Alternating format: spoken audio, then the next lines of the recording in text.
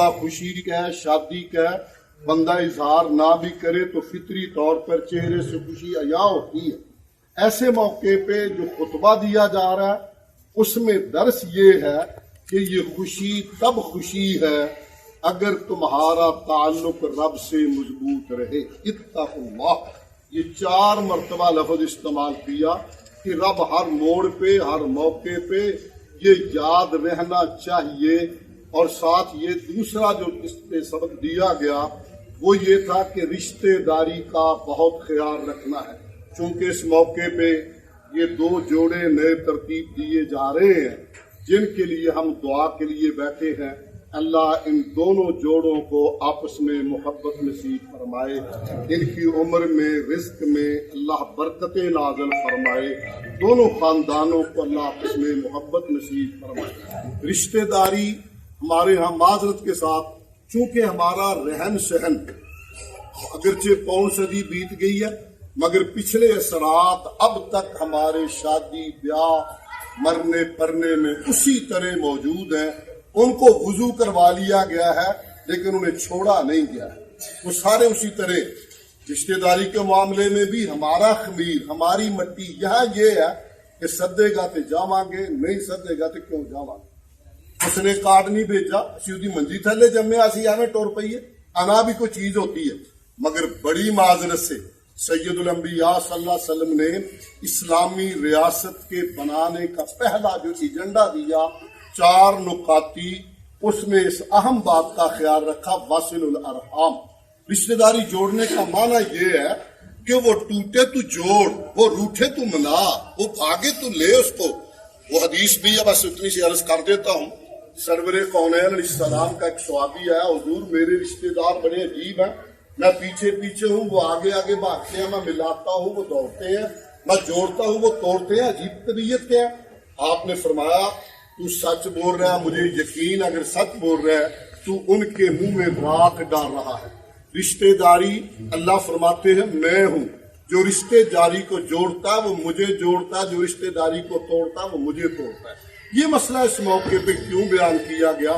چونکہ 2 خاندانوں کی، بلکہ یہاں اس موقع پہ یہ 3 خاندان ہیں جن کی آپس میں رشتہ داری ہو رہی ہے، اس لیے اس رشتے بھی زور دیا گیا۔ تیسرا مسئلہ یہ بیان کیا گیا کہ زندگی کے ہر موڑ، ہر لمحے میں قولوا قولا سدیدا، سچ بولنا ہے۔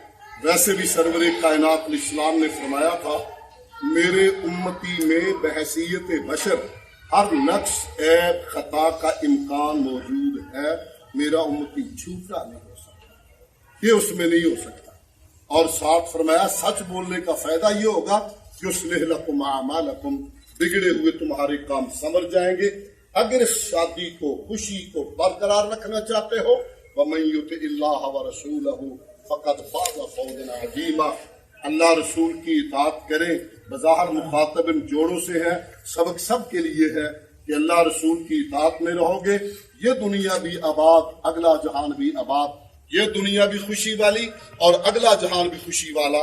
اس موقع پہ میں نکاح خان ہوتے ہوئے دونوں خاندانوں کو 2 نصیحتیں کرنا چاہوں گا، تفصیل میں نہیں جاتا۔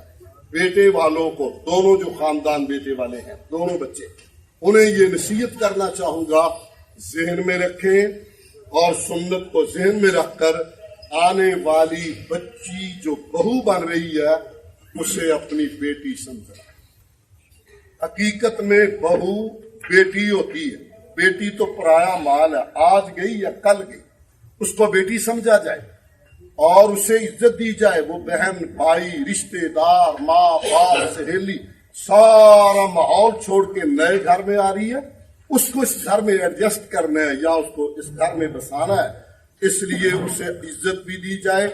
اور چونکہ ابھی ایجاب قبول کے بعد بچوں کے والدین بیٹیوں کے والدین ہو جائیں گے، بیٹیوں کے والدین ان کے والدین ہو جائیں گے، مگر بد نصیبی میری بر صغیر کی مٹی میں آج تک پورے تقوی للہیت دیانت داری بہادر خطبے کے باوجود وہ ساس اور بہو کی مثالیں ہمارے دماغوں سے نہیں اتری ہیں۔ وہ خاندان بڑے خوش بخت ہیں جہاں آنے والی بہو کو بیٹی سمجھا جائے، وہاں خوشیاں بھی گھوم گھوم کے آتی ہیں اور جہاں یہ نہیں ہوتا پھر پریشانیاں ڈیرے ڈال لیتی ہیں۔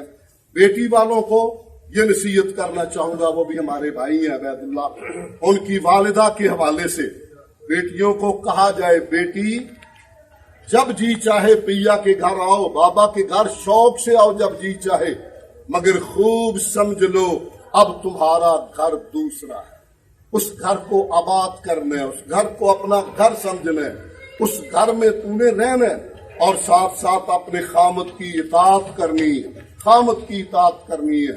نفل نماز بھی پڑھ رہی ہو، خامد آواز دے دے، بغیر سلام پھیرے جواب دے دو، تجربہ فرض نماز پہ نہیں کہیں شروع کر دینا ہے، اسے آواز دے تو بلاؤ، خامد کی اطاعت کرے۔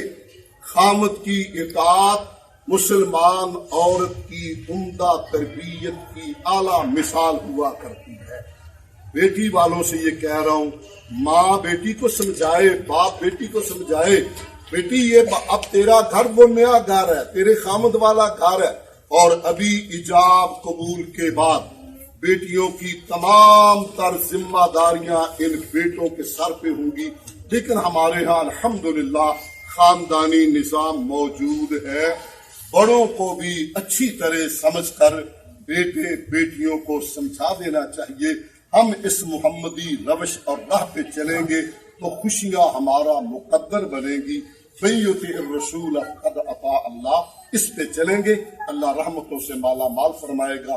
دعا کرتے اللہ ان دونوں جوڑوں کو آپس میں محبت نصیب فرمائے، اپنے کرم اور فضل سے ان کے مقدر میں نیک پاکیزہ اولاد بنائے، دونوں خاندانوں کو آپس میں محبت نصیب فرمائے، اللہ ان کے رزق میں بھی برکت فرمائے۔